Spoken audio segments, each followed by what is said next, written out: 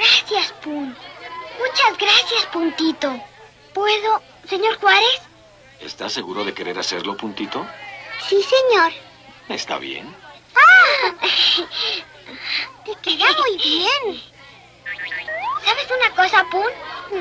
Mis abuelitas están aquí. Estoy muy orgulloso por lo que hiciste, Pun. Has puesto en práctica exactamente lo que cantaremos hoy. Ahora ve con tus padres y diles que te he asignado una tarea muy especial esta mañana. Y después del servicio, ven a darme tu personal opinión sobre cómo cantó el coro.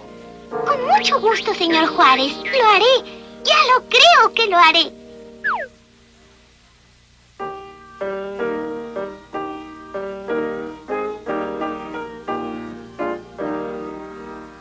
Quisiera servir a mi hermano, con gozo y amor siempre dar.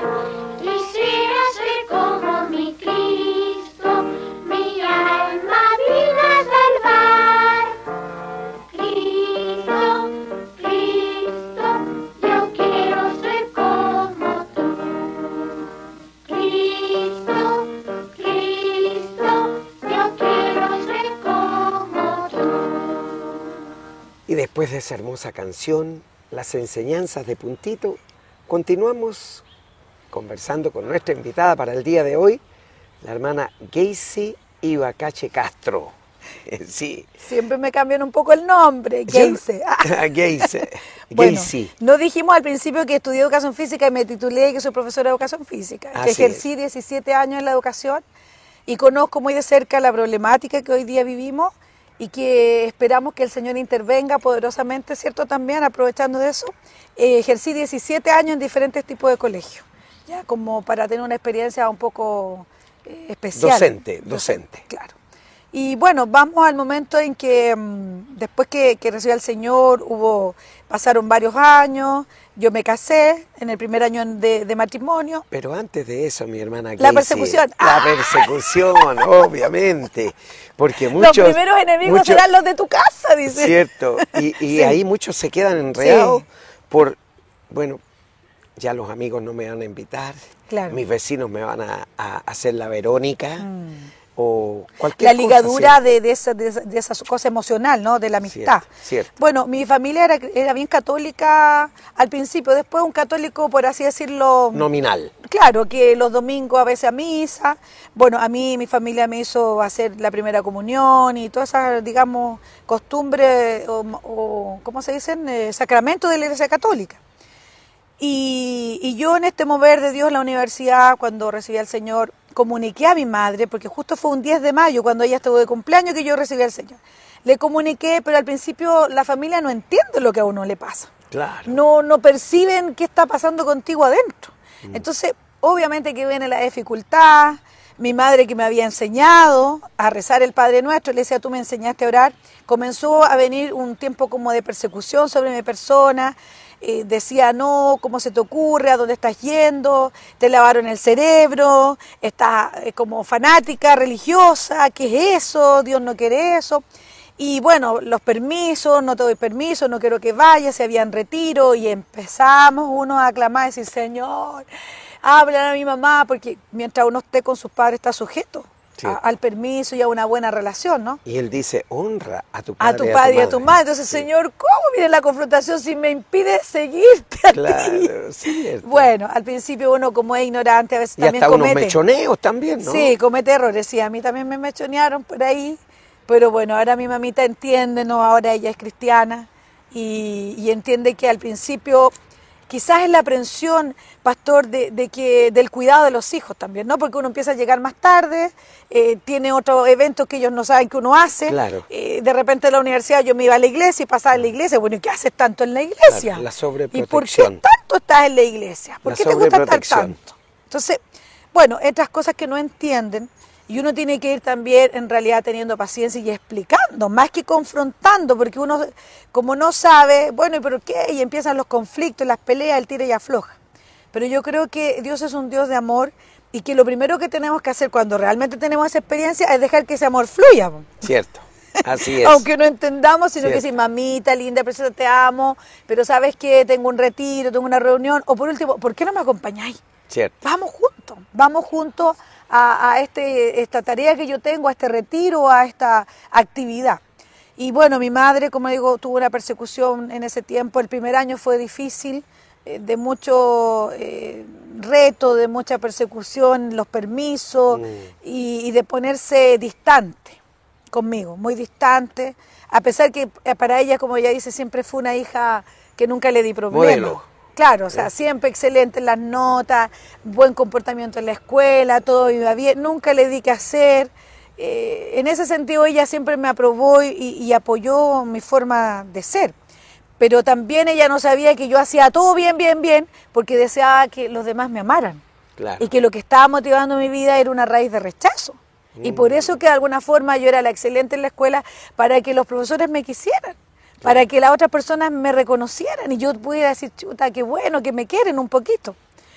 Y esa raíz de rechazo que nació con la ida de mi padre, porque yo tenía 5 años cuando él se fue de la casa y nos dejó a nosotros. Entonces fue muy triste, a pesar que él me dijo, hija, te amo. Entonces yo, el amor para mí era raro, o sea, te amo pero me voy. Claro. ¿Cuándo voy a entender a los 5 años un amor así? Imposible. Fue muy trágico para mí, marcó mucho mi infancia. Traumático. Yo empecé a ser la niña ausente en las clases, en los recreos me quedaba en la esquina. Y la palabra terrible era, ¿y tu papá? Para las reuniones, para los eventos, ¿cierto? Los eventos que hacen los niños, de celebraciones. Iba a venir tu papá y tu papá. Y ahí, bueno, el diablo muy fuerte me engañó porque yo decía, yo no tengo papá.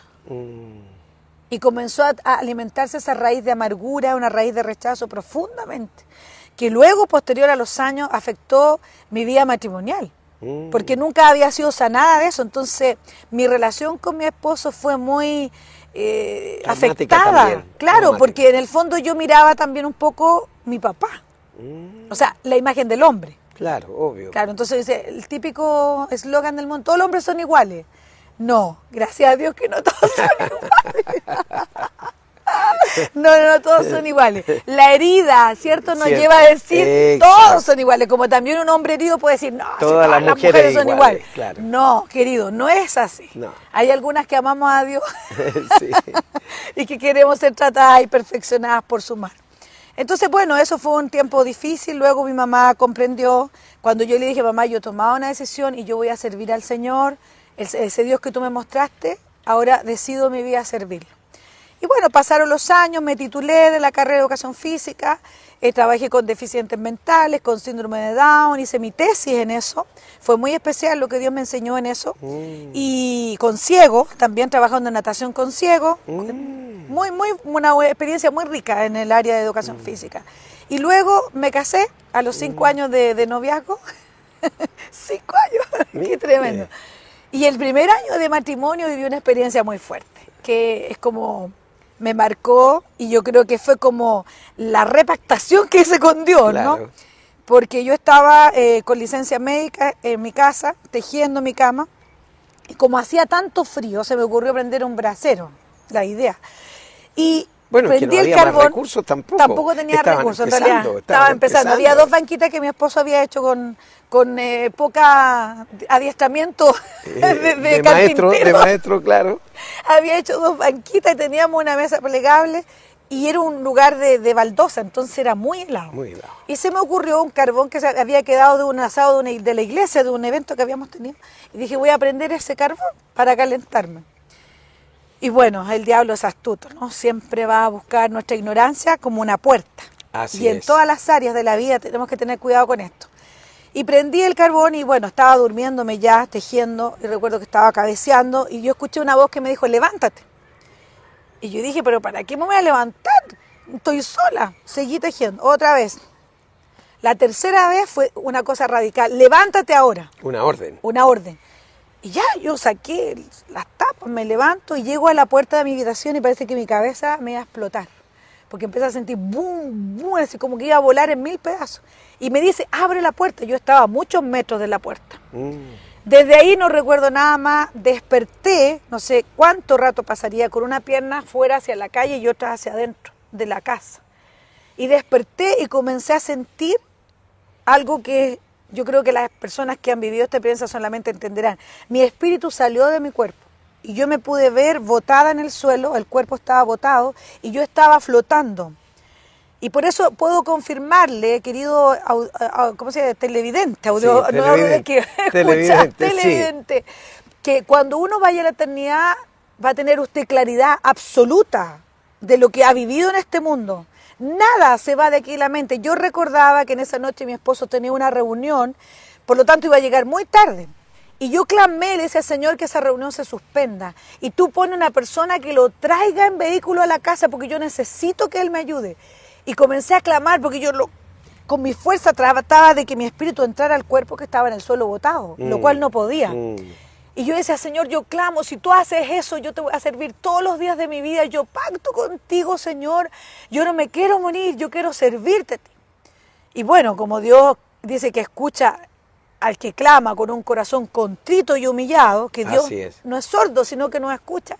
Mi esposo se suspendió la reunión y lo fueron a dejar en auto. Y en el minuto que me ve él botado en el suelo, yo creo que no entendía nada lo que estaba pasando. Yo lo miraba a él en mi espíritu y le trataba de hablar, pero él no me veía. Es como estar en otra habitación espiritual, es como extraño lo que le estoy contando, pero yo lo vivía, aunque usted diga, esta mujer está loca, no importa. Es la realidad. Entonces yo estaba ahí y yo trataba de hablarle, de hacerle señas y él no me entendía. Hasta que tomó mi mano, puso su mano en mi brazo y por la misericordia de Dios él permitió que mi espíritu se reincorporara en el cuerpo. Y yo entré a mi cuerpo, pero no podía tener control del cuerpo, ni siquiera podía mover los labios. Y comenzó ahí una liberación. Dios comenzó a sanarme, estuve botando toda esa intoxicación, como 2 horas o más, que no podía controlarlo, era imposible controlarlo. Y de ahí, bueno, al otro día fui al médico, el médico me dijo, mira, fisiológicamente tú estabas muerta. Si no viene esta intervención que dices tú y comienzas a botar esa intoxicación, tú no estás contándome esto. Y yo le decía, Señor, gloria, gracias, Señor, por tu misericordia, que me permitiste volver a la vida.